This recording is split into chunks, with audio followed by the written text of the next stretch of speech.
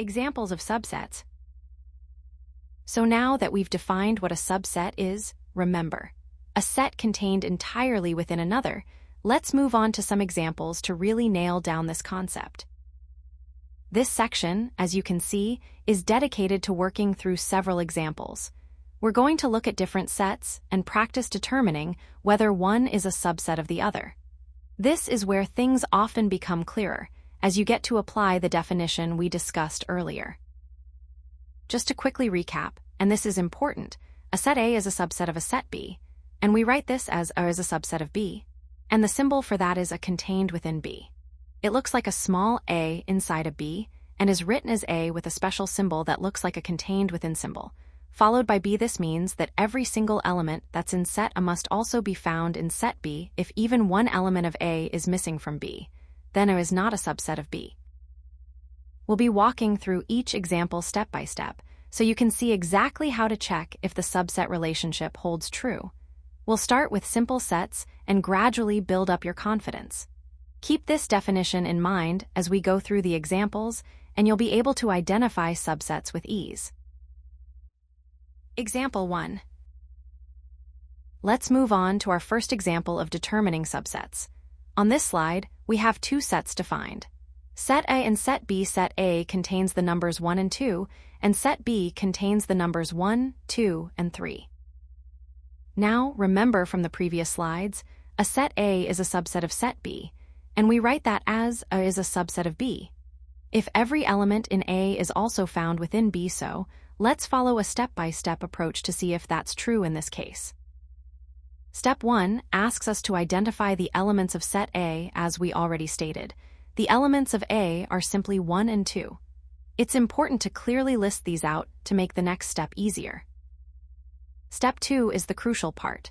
We need to check if each element of A is also present in B. So first we ask, is 1 in B? And the answer is yes, 1 is an element of B. Next we ask, is 2 in B? Again, the answer is yes, 2 is also an element of B. Step 3 brings us to the conclusion.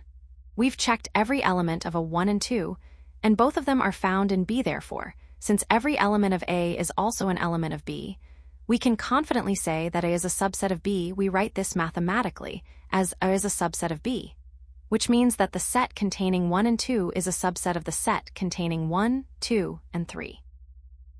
Keep this process in mind as we work through the following examples.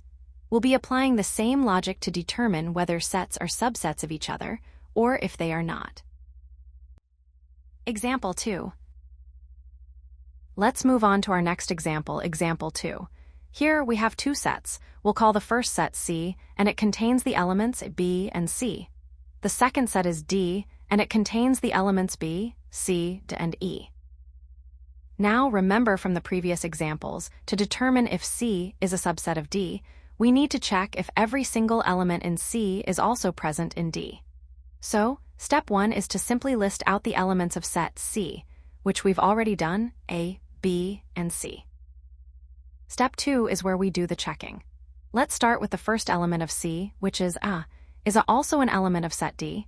If we look at the elements of D, which are B, C, and E, we see that A is not present. Next, let's check B. Is B in D? Yes, it is.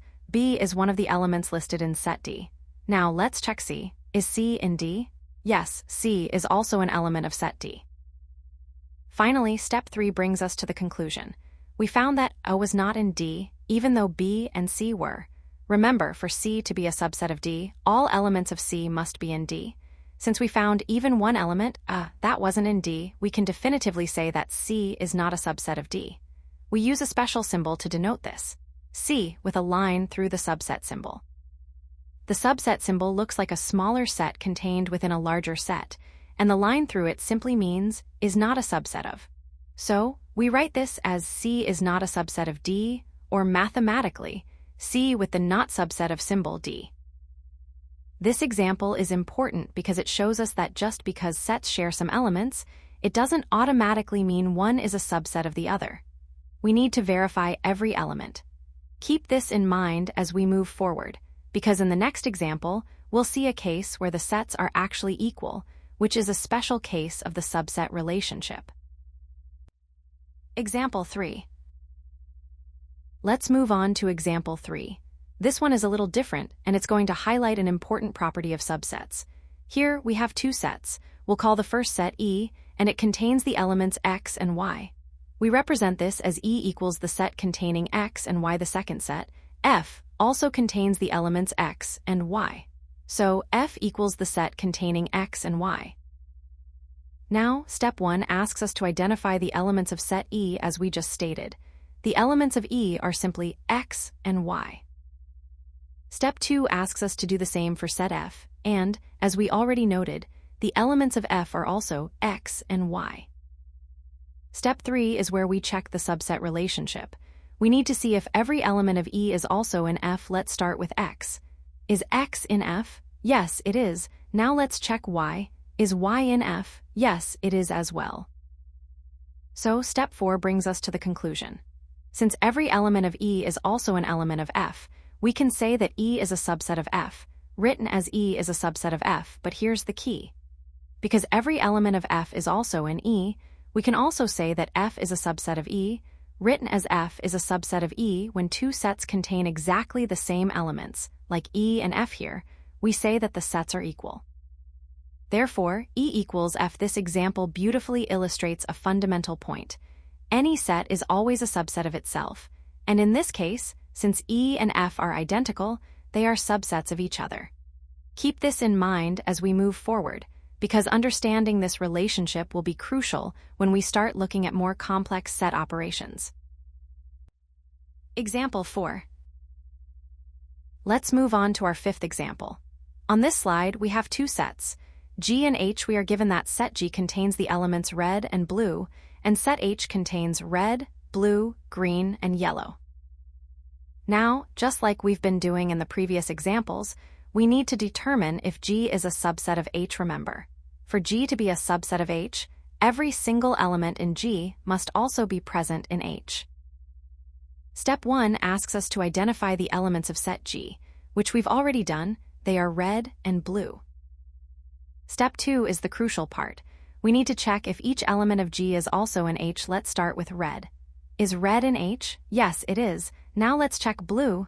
Is blue in H? Yes, blue is also in H. Step 3 brings us to the conclusion. Since we've confirmed that both red and blue, every element of G, are also elements of H, we can confidently say that G is indeed a subset of H. We represent this mathematically as G is a subset of H, which we write as G with a symbol that looks like a contained within symbol, followed by H. This example reinforces the core idea. To prove a subset relationship, you must verify that all elements of the potential subset are also found within the larger set. We'll continue to build on this understanding as we move towards the key takeaways and common mistakes, so pay close attention. Key takeaways. First, and this is crucial to determine if one set is a subset of another, you must check that every single element of the first set is also an element of the second set. Remember from our examples, like with sets A and B, we went through each element of it to see if it was present in B. If you skip even one, you might get the wrong answer. Next, if even just one element of the first set is not found in the second set, then the first set is definitively not a subset of the second set. We saw this clearly with sets C and D, where A wasn't in D, immediately telling us C wasn't a subset of D. It's an all-or-nothing situation. Finally, and this might seem a little strange at first, any set is always considered a subset of itself. So, a set E is a subset of itself, denoted as E is a subset of E. This is because every element within E is, by definition, also within E. We demonstrated this with sets E and F, where they were identical, and therefore subsets of each other. Let's recap what we've learned about subsets with these key takeaways. Keep these points in mind as we move forward, because understanding these rules is fundamental to working with subsets.